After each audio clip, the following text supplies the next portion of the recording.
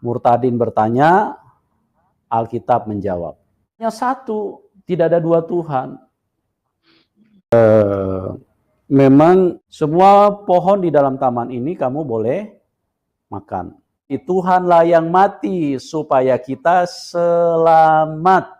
Semua mereka berteriak, salibkan dia! Salibkan dia! Bahkan iblis terus masukkan dalam pikiran, masa Tuhan berkolor? Masa Tuhan disalib, dipalang? Masa Tuhan lahir dari rahim Maria? Pertanyaannya apa?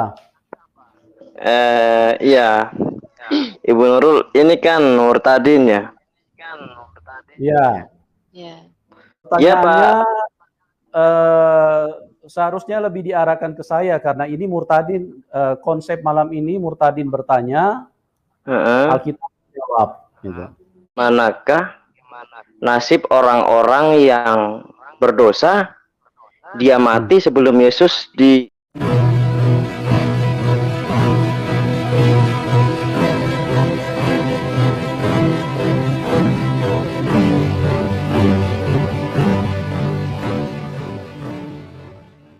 Assalamualaikum warahmatullahi wabarakatuh. Innal hamda wa syukrulillah nahmaduhu wa nasta'inu wa nastaghfiruhu wa na'udzu billahi min sururi anfusina wa min sayyiati a'malina may yahdihillahu fala mudhillalah wa may yudlil fala hadiyalah.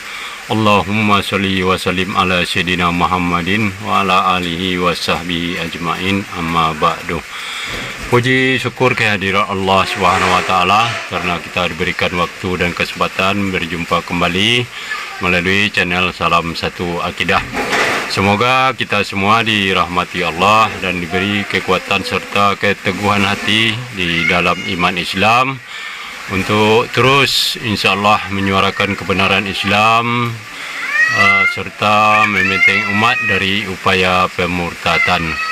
Nah, saudaraku semuanya, pada kesempatan kali ini saya akan menampilkan sebuah video yang diambil dari channelnya Yusuf Manubulu. Pada video kali ini tidak lagi seperti video yang sebelumnya ya, yang mana di sini Murtadin ini tidak lagi bercerita ngalor ngidul ya atau odong-odong. Tetapi di sini Murtadin yang mengaku Murtadin ini bertanya kepada Yusuf Manubulu dan Yusuf Manubulu menjawab. Yang menarik di dalam video ini adalah ketika dia menjelaskan tentang Tuhan yang harus menderita, harus sengsara demi menembus dosa manusia ya. Jadi artinya lebih berharga, lebih tinggi pangkat manusia daripada Tuhan ya. Kemudian juga menceritakan tentang awal kejadian manusia diusir dari surga, yaitu Nabi Adam ya, dan juga tentang iblis yang menyesatkan atau memperdaya Nabi Adam. Nah, bagaimana video selengkapnya nanti kita akan dengarkan bersama. Namun terlebih dahulu saya mengucapkan terima kasih yang setinggi-tingginya kepada saudaraku semua yang sudah mendukung channel ini dengan subscribe. Juga yang baru bergabung jangan lupa untuk subscribe. Juga kita dukung channel-channel dakwah lainnya untuk terus berkembang serta menyuarakan kebenaran Islam dan membentengi umat dari upaya pemurtadan. Nah, tanpa panjang mukadimah lagi, langsung saja kita simak videonya. Selamat menyaksikan.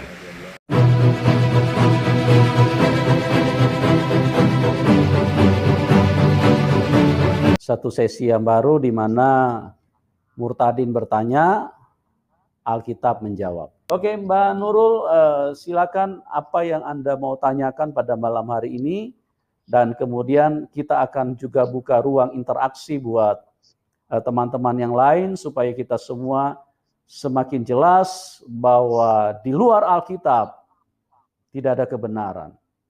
Di luar Alkitab tidak ada keselamatan. Karena Tuhan hanya satu, tidak ada dua Tuhan. Kebenaran hanya satu, tidak ada dua kebenaran. Saya baru 2 tahun ya Pak ya, saya baru 2 tahun ibaratnya di dalam kasih Tuhan ini. Dan saya baru tumbuh seperti itu ya, baru tumbuh. Dan juga Alkitab yang memberikan pernyataan yang jelas, itu adalah merupakan ulah atau perbuatan daripada malaikat-malaikat yang jatuh di dalam dosa, jatuh di dalam pemberontakan kepada Tuhan. Tuhan berkata kepada Adam dan Hawa, jangan kamu makan buah itu. Semua pohon di dalam taman ini kamu boleh makan. Tetapi pohon pengetahuan baik dan jahat itu tidak boleh kamu makan. Tidak boleh kamu rabah, ya. Karena pada saat kamu memakannya, kamu akan mati. Tuhan mencegah manusia daripada kebinasaan atau manusia menuju kepada kematian. Karena peristiwa yang paling menyakitkan di dalam hidup manusia ini adalah kematian. Ya, perhatikan raut wajah mereka. Apakah mereka di situ hahaha, ketawa-ketawa? Kan enggak. Mereka minimal mukanya murung, sedih, dan air mata bercucuran. Bahkan ada yang histeris, bahkan ada juga yang sampai stres gila karena tidak siap dengan kematian daripada orang-orang yang mereka kasihi. Tuhan memperingati dengan begitu sungguh-sungguh. Jangan kamu makan ataupun raba buah itu.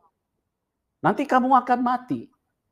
Pada saat kamu memakannya, kamu akan mati.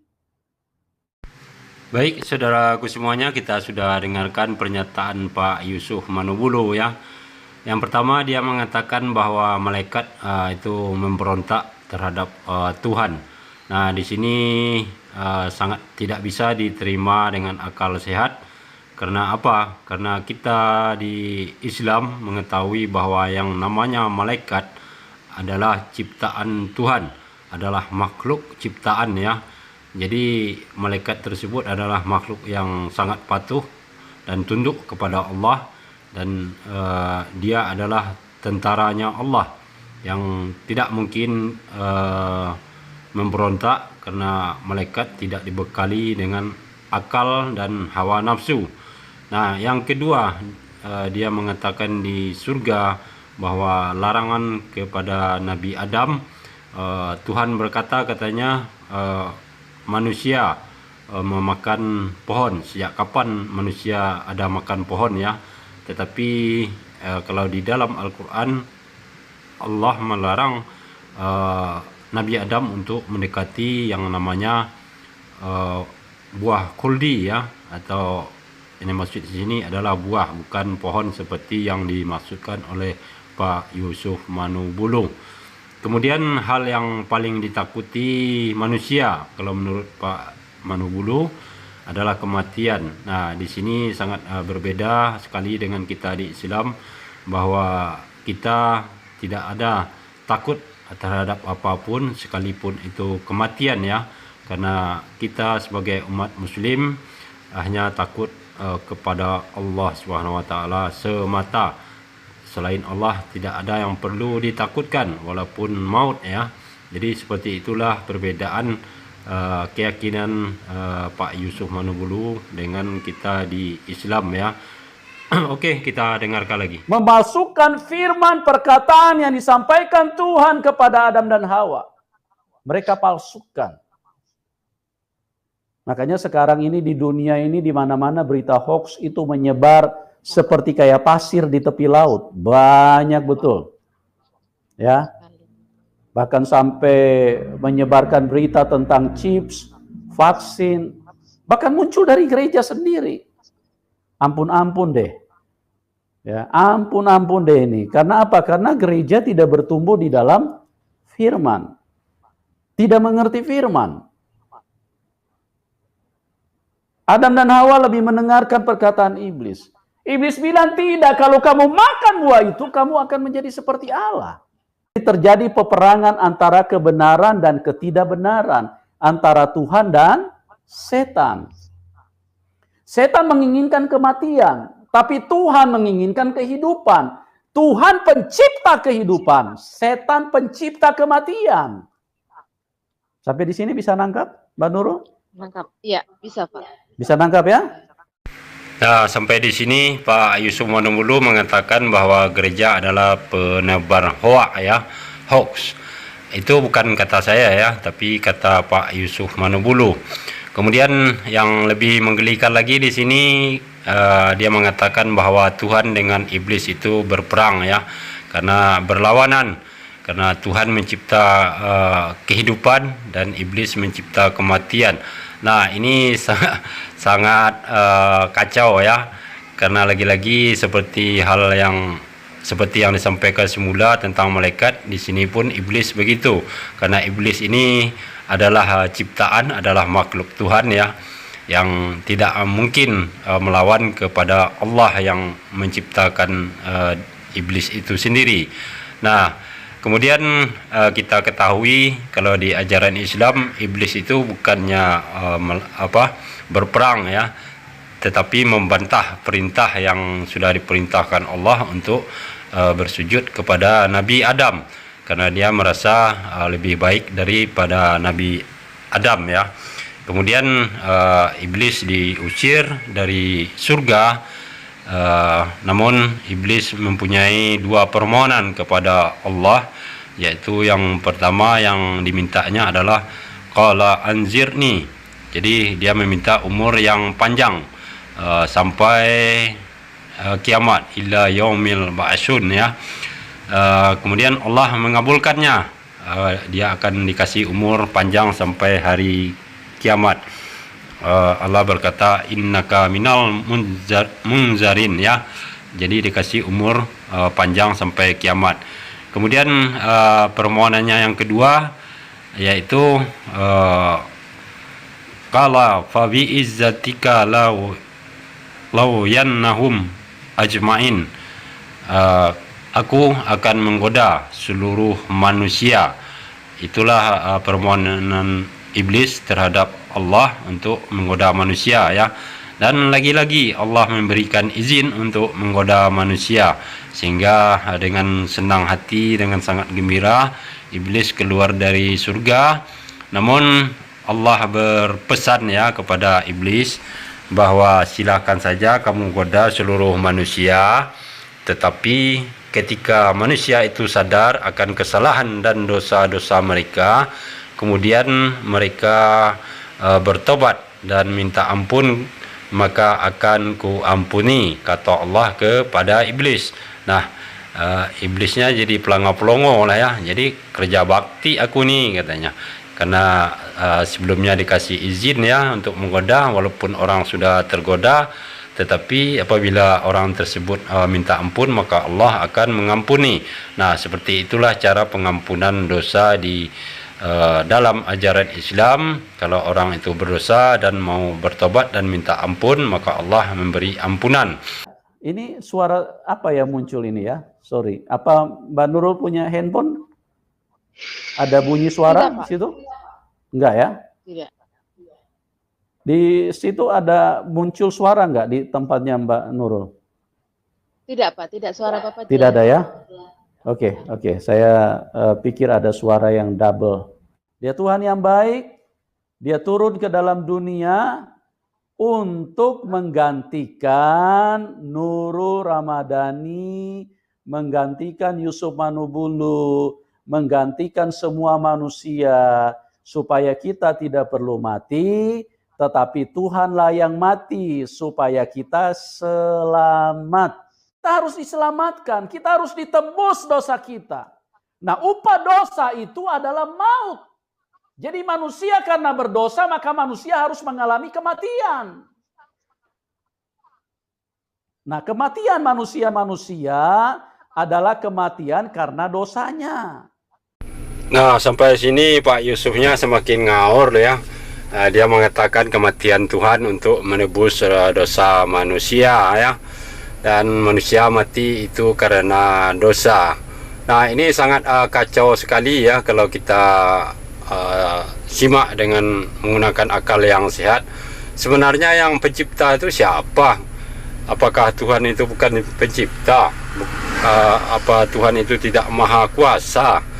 sehingga harus mati ya untuk menyelamatkan dosa manusia. Karena kita ketahui yang namanya dosa manusia itu adalah akibat dari perbuatan yang jahat ya, yang dilarang oleh Allah. Sementara kematian itu adalah kodrat yang sudah ditentukan Allah, bahwa yang namanya makhluk hidup semuanya itu pasti mati, bukan karena dosa ya, karena dosa adalah perbuatan. Nah, perbuatan dosa yang itu imbalannya ya jelas neraka sebagai hukuman, seperti halnya Nabi Adam yang pernah melanggar larangan Allah ya, maka sebagai hukumannya diusir dan dikeluarkan dari surga. Nah, yang tidak habis pikir kita adalah Tuhan yang harus berkorban untuk manusia. Nah, sedangkan untuk mencipta alam semesta saja dengan sangat mudah Allah bisa untuk menciptakan semua makhluk hidup. Dengan sangat gampangnya Allah menciptakan dari yang tidak ada menjadi ada, cukup dengan berkata kun fayakun. Apalagi hanya sekedar untuk menghilangkan dosa manusia, itu sangatlah mudah bagi Allah ya, tanpa harus menjadi manusia kemudian mengorbankan diri, disiksa oleh manusia, makhluk ciptaannya sendiri. Di mana ini akal waras kita bisa menerima hal seperti itu ya.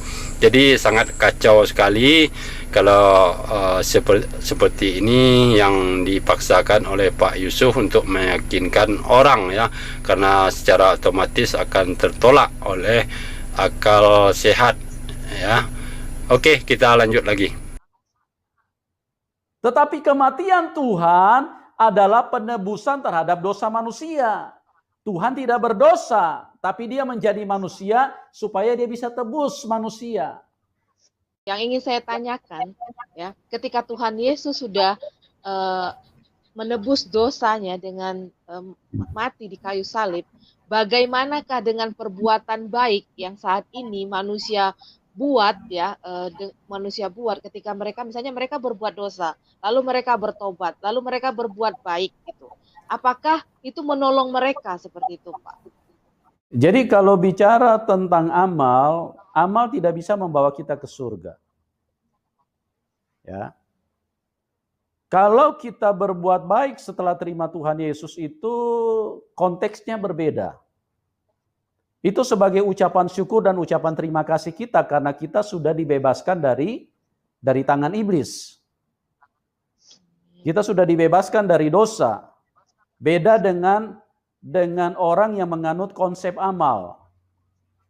Ya, konsep amal apa yang kita mau bawa kepada Tuhan? Manusia dari kecil sudah najis, sudah berbohong, sudah pintar marah-marah, sudah pintar munafik, pikiran kotor, pikiran cabul, ya, segala macam. Mana mungkin manusia bisa berbuat amal? Itu omong kosong, itu mustahil. Itu hanya setan yang bicara di dalam pikiran manusia. Kau berbuat amal supaya kau bisa masuk surga. Tidak ada manusia yang bisa berbuat amal. Amal yang seperti apa yang kita mau antar kepada Tuhan? Amal seperti apa? Dengan kehidupan yang begitu najis. Tidak mungkin. Itu mustahil. Unbelievable, sesuatu yang tidak bisa dipercaya. Nah, perbuatan baik yang kita lakukan setelah kita terima Tuhan Yesus, itu karena kita bersyukur, kita orang-orang yang sudah ditebus, kita orang-orang yang sudah dibebaskan dari iblis, dari dosa, maka sekarang kita hidup seperti apa yang Tuhan mau. Dan standarnya pun berbeda. Karena orang yang sudah terima Tuhan Yesus, Roh Kudus akan ikut menolong dia. Jadi bukan standar manusia lagi. Kalau standar manusia berbuat amal, itu hanya standar pikiran. Itu bukan standar kebenaran, ya. Jadi berbeda, Mbak Nurul. Ya. Jelas ya, Mbak Nurul ya? Jelas. Saya tambahkan ini, ada orang mengatakan kita kan bisa langsung ke Tuhan, ya. Kita tidak perlu penebus dosa. Kita tidak perlu penebus dosa. Kita kita bisa langsung datang kepada Tuhan minta ampun. Pernah dengar begitu? Pernah. Ya. Nah, ini karena apa? Karena pikiran mereka dikuasai setan. Mereka tidak mengerti kebenaran.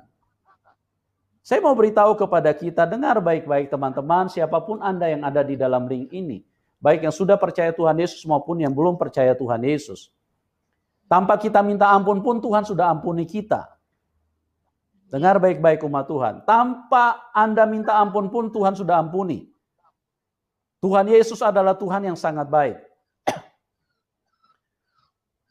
Mungkin Anda mau bukti, saya akan kasih bukti.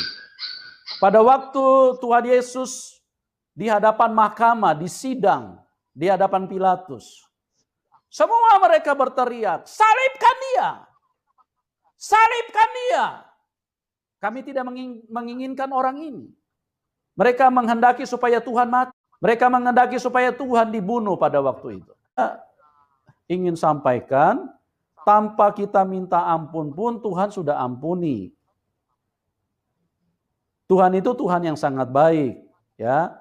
Sekalipun manusia menyalibkan Tuhan, sekalipun manusia menghendaki Tuhan itu mati, Tuhan itu disiksa, tetap Tuhan itu berkata, ampuni mereka.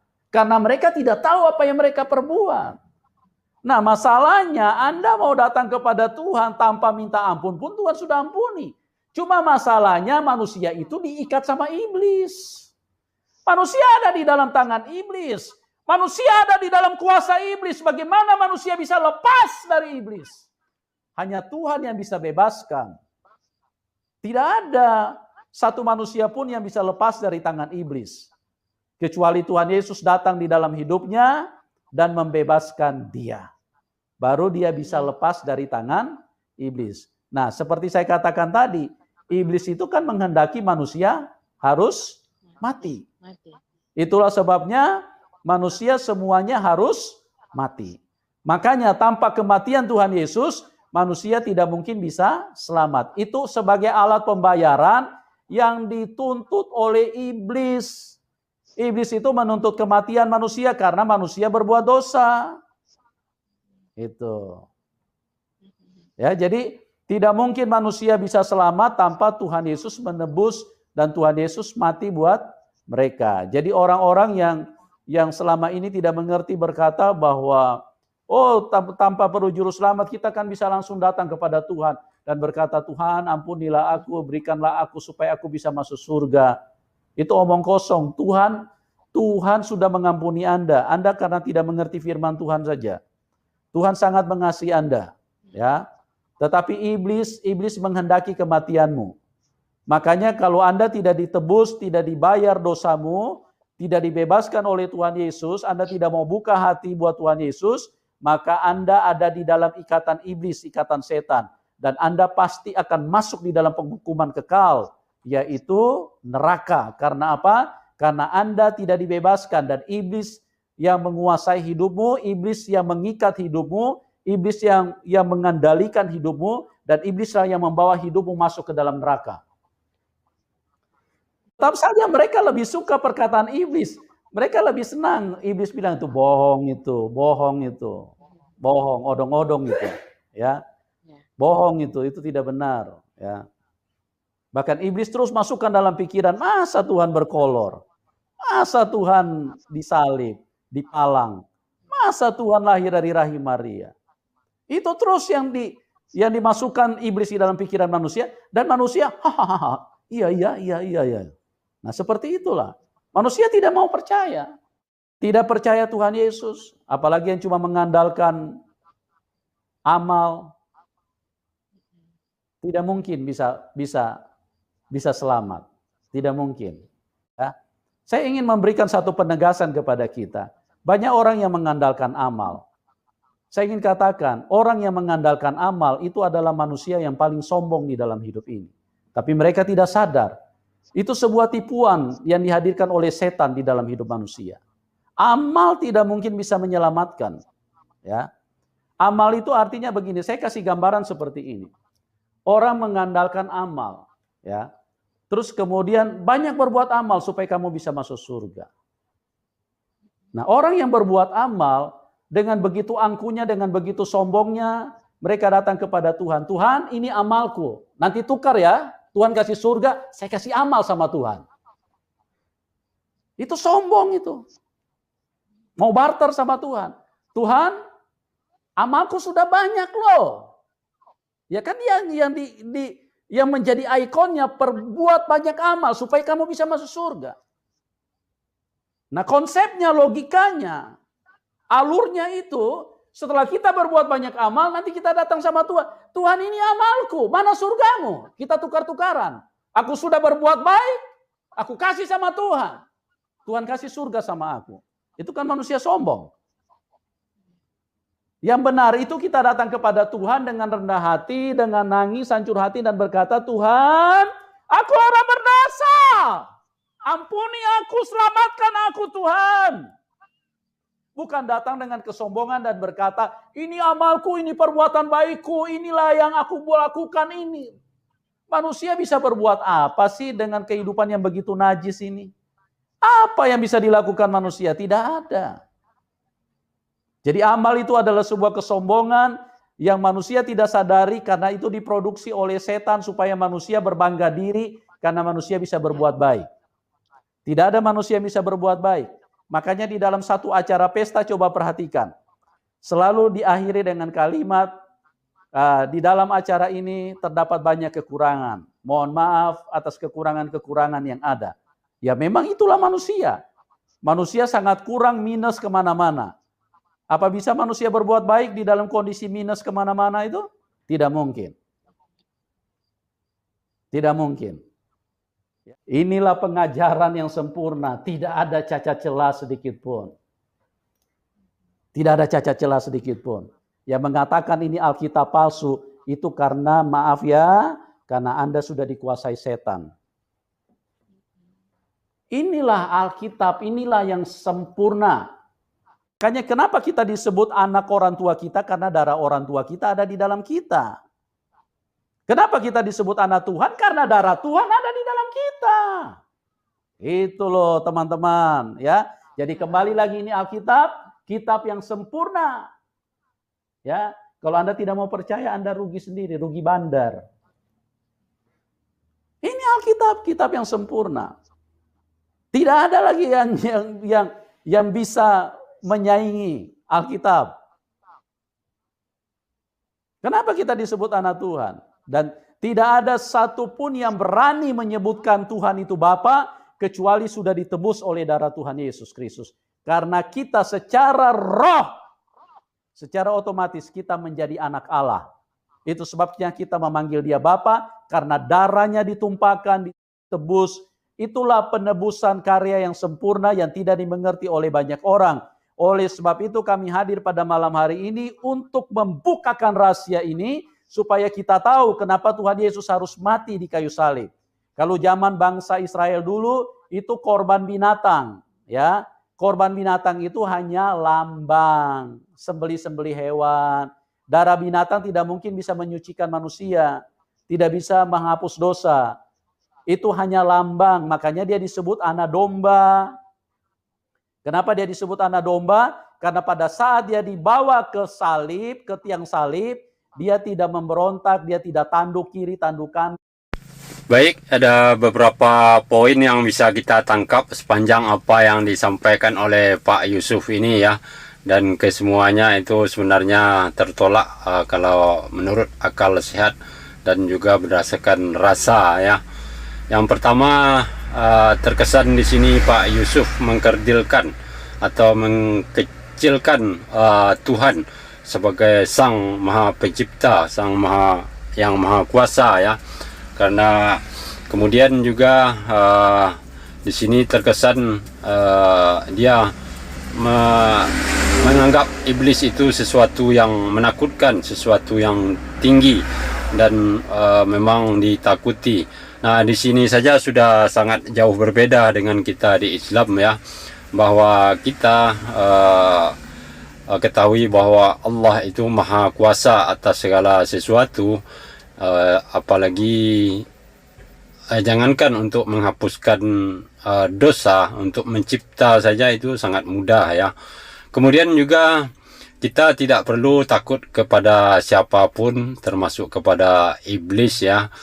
Hanya kita takut kepada Allah itu sendiri, karena Allah adalah yang akan menentukan kehidupan kita ya. Kalau iblis mah tidak perlu ditakuti ya. Sekolah aja tidak iblis itu, kuliah aja tidak, belajar tidak. Sementara kita ya sekolah juga, lebih pintar kita lah dari iblis lagi. Dan saya biasanya kalau sama iblis itu saya jewer semua kuping iblis itu. Apa pula yang perlu ditakuti? Dan lagi iblis tidak bisa membunuh ya, seperti yang diyakini Pak Yusuf ya. Karena iblis hanya bisa berbisik-bisik. Cuma yang lebih berbahaya adalah iblis yang berwujud jadi manusia. Nah, kalau iblis yang sudah berwujud jadi manusia ini, itu bisa bukan sekedar mengajak orang saja, tetapi bisa menarik orang ya. Misalnya diajak main judi ya, kalau enggak ada modal, ini ada modal katanya. Nah, itulah contohnya iblis yang berwujud jadi manusia. Kalau iblis yang tidak nampak, itu hanya berbisik, tidak bisa apa-apa ya. Apa pula yang perlu ditakuti? Dan apalagi sampai Tuhan harus mengorbankan diri untuk membebaskan manusia dari cengkeraman iblis. Menurut Pak Yusuf ini tambah ngawur lagi ya. Kemudian dia mengatakan bahwa orang Islam yang beramal ibadah, melakukan amal itu tidak bisa membawa ke surga.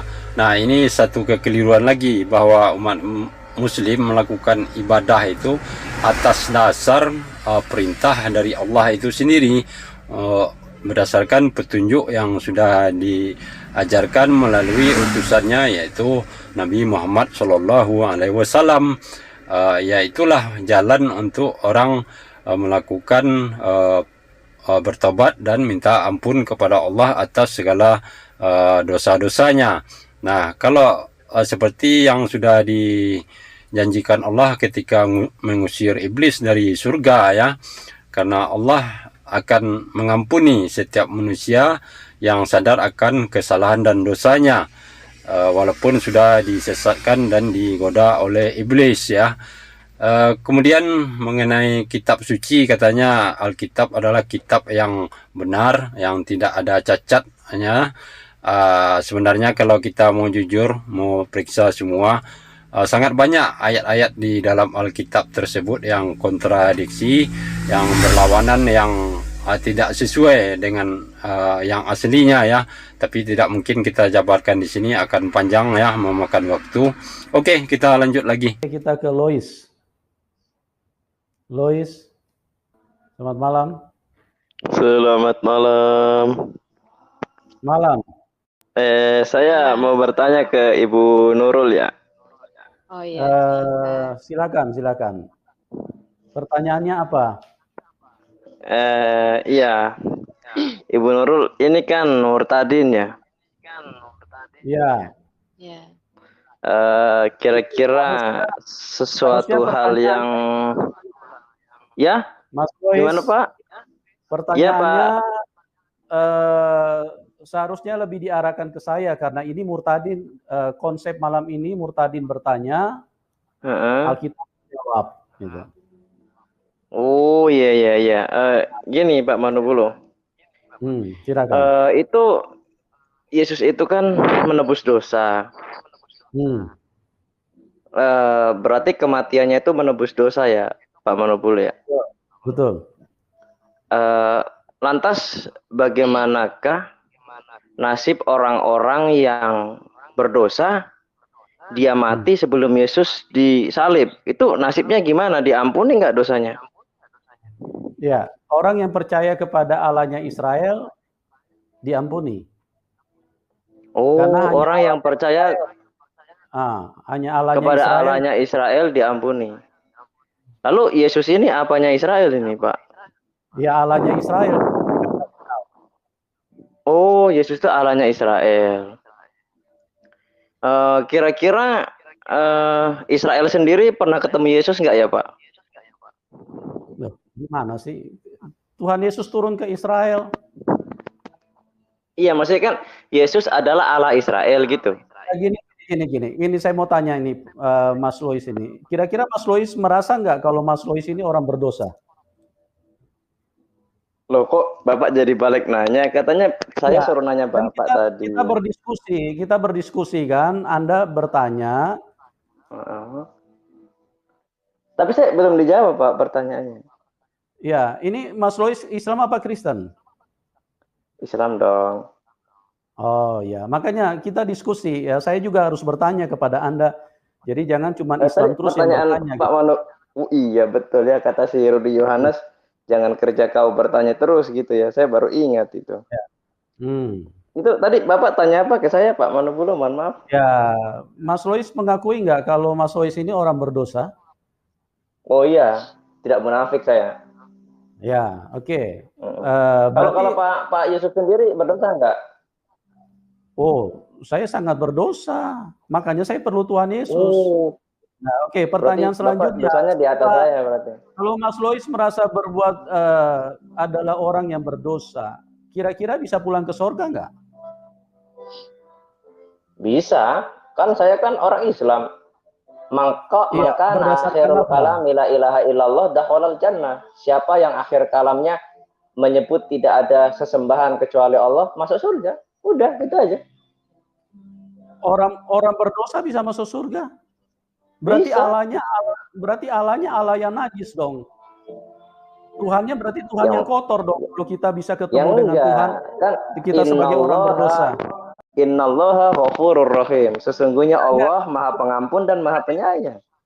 Mas Lois, logikanya begini. Tuhan itu kan suci, ya kan? Maha suci. Ya. Kalau Tuhan Maha suci.